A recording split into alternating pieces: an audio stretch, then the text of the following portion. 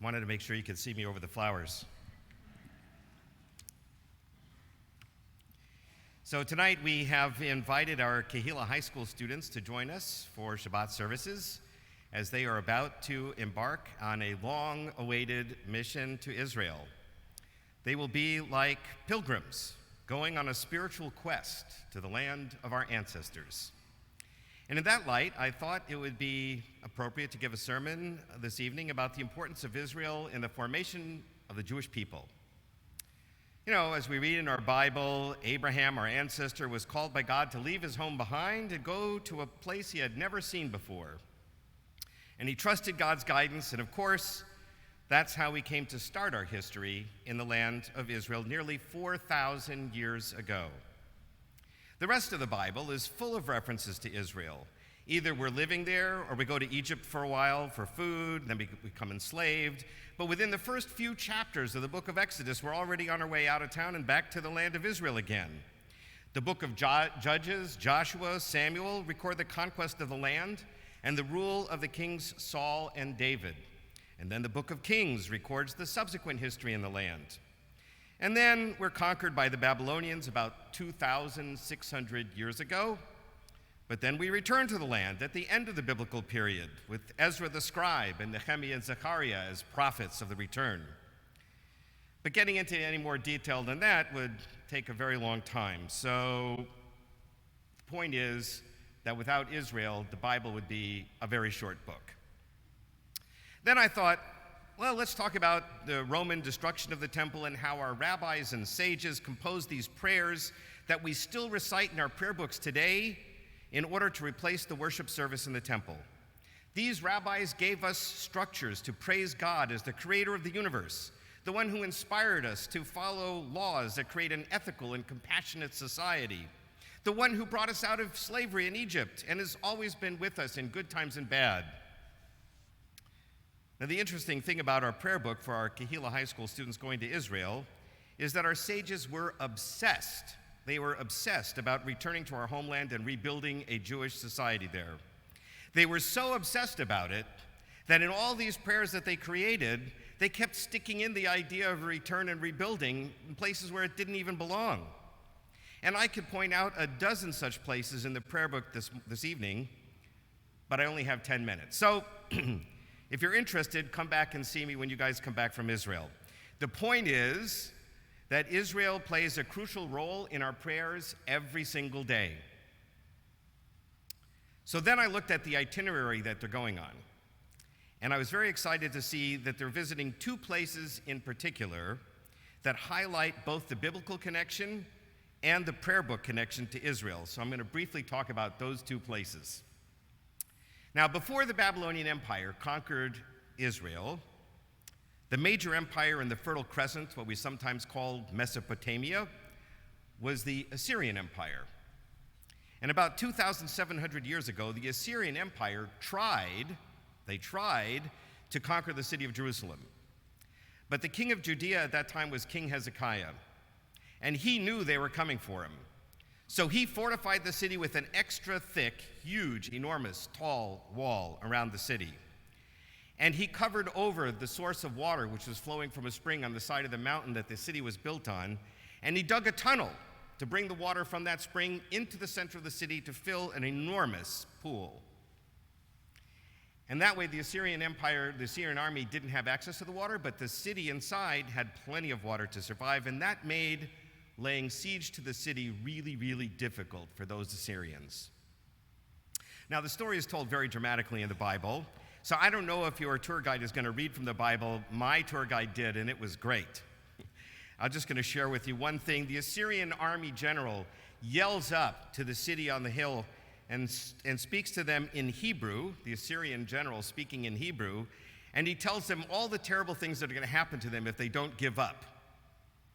And the guards on the city wall that Hezekiah built yelled down at the Assyrian general, "Hey, stop talking in Hebrew. We understand Aramaic, which was the international language of the land, international language at the time. Speak to us in Aramaic, we'll understand, but you won't be terrifying the city people because they only speak Hebrew." And the general yells back at him, "Why do you think I'm talking in Hebrew?" I want to terrify them. Anyway, the next day, according to the Bible, the Assyrian siege of the city is gone, destroyed, just like that. The Jerusalemites wake up the next day and the siege is over.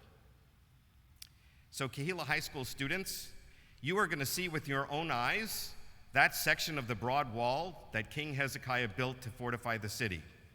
And you will walk through the tunnel that King Hezekiah dug in order to bring the water into the land. Bring your water shoes, by the way.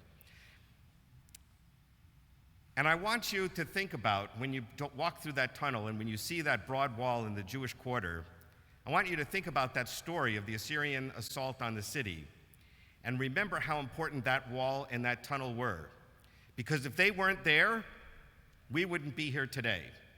Our city would have been destroyed by the Assyrian Empire, and world history would have been dramatically different because there wouldn't have been Christianity or Islam either, because they both came from us centuries later. So remember that when you look at that wall and travel through that tunnel. Now for something about our prayer book. Every Friday night, we sing Lekha, Dodi. It's a song that greets the Sabbath bride. The idea for the song comes from a passage in the Talmud that says that one rabbi would get all dressed up at sunset on Friday evening and he would welcome the Sabbath as a queen. And then another rabbi got all dressed up on Friday evening to welcome the Sabbath as a bride. And these two rabbis lived in Israel about 1,800 years ago. But the song that we sing today, Lekha Dodi, was written in the middle 1500s, centuries after these two rabbis from Israel were long gone. So who wrote Lekha Dodi? And why was it written? And what does this song have to do with your trip to Israel? I'm glad you asked. To answer these questions, I'm going to ask everyone to take out their prayer books and turn to page 23. Trust me, this will be fun. Now, one of the fun things that Hebrew poets used to do, they used to put their names in their poems. And so if you look at the verses for Lekha Dodi, they begin with the words Shamor, Shamor, Likrat, Mikdash, and the next one is Hina'ari. That's Shin Lamed Mem He. So that spells Shlomo for those of you keeping score at home. And then the next verses are Likrat, Likrat, Mikdash, Hitorari, Lo Tevoshi, Vehayu, and Yamin. That's He Lamed Vav Yud. That's Halevi, for those of you keeping score. So his name was Shlomo Halevi. And we know his last name was Alkabetz, because we actually know who wrote the poem. So we know what his last name was also. His name was Shlomo Alkabetz. And he lived in a little town in the north, in the Galilee, called Tzvat. And our students are going to go to the town called Tzvat. So the town of Tzvat became a very big city in the middle 1500s all of a sudden, and it was filled with mystics, Kabbalists, Jewish mystics.